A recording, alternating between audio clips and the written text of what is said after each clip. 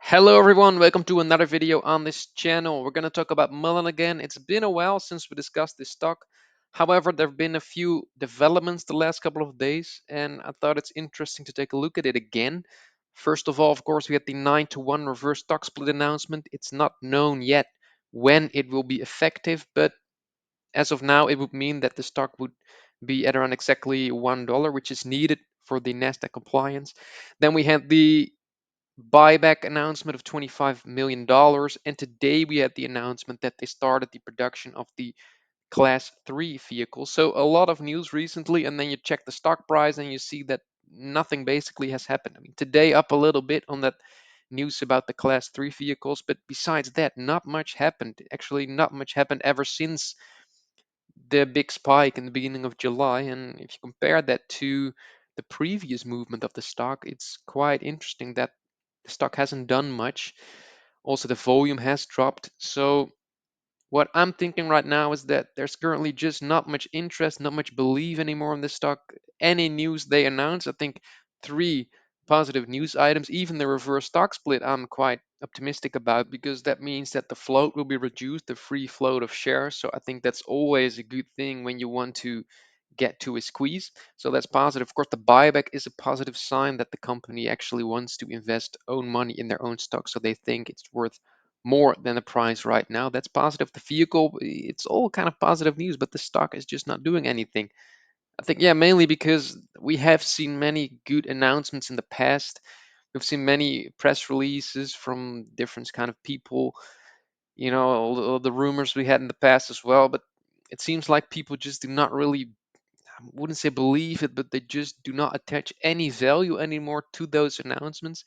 And I do honestly think that people first now want to see real numbers, real growth, like see the actual earnings to see if there are really any developments within the company. So honestly, I think we should wait for the split, wait for the buyback to happen and stuff like that to really get, a positive reaction. For now, not much I'm expecting. Also, because that 20-day moving average is just so key. It's unbelievable. I've never ever seen this in a stock for such a long time that we just have never been able to close above it for such a long time.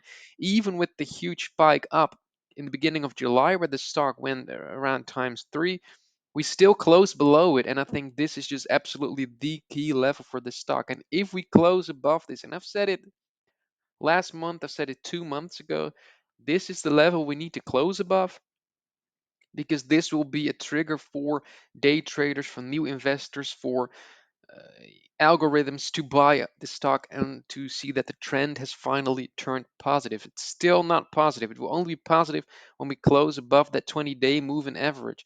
And as you can see, we tried. We tried in the beginning of July, didn't happen. We tried it in the past as well, in March, in April, but I've just never ever seen a resistance so strong as this one. Every time we even manage to get above it, in the end, we still close below it. That's just insane, and I've never seen this. The last time we broke below it, it was in February 2023. And as you can see, that was the start of the huge move down from almost $9 now to 10, 11 cents.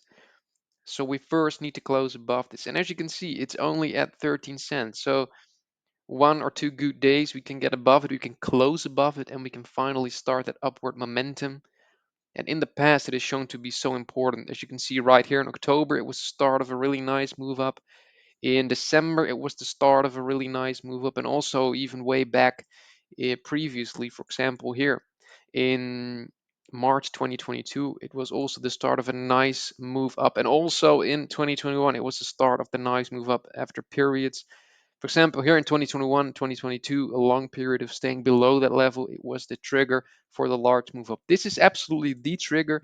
And for now, news, it's all nice that we get a buyback, that production has started, but I do think technically for the squeeze to really start moving, we really do need that close above the 20-day. Been talking about it for a while, and I really thought we had it right here. We just closed below it, and we kept closing below it. So this is what I'm watching for the next couple of weeks.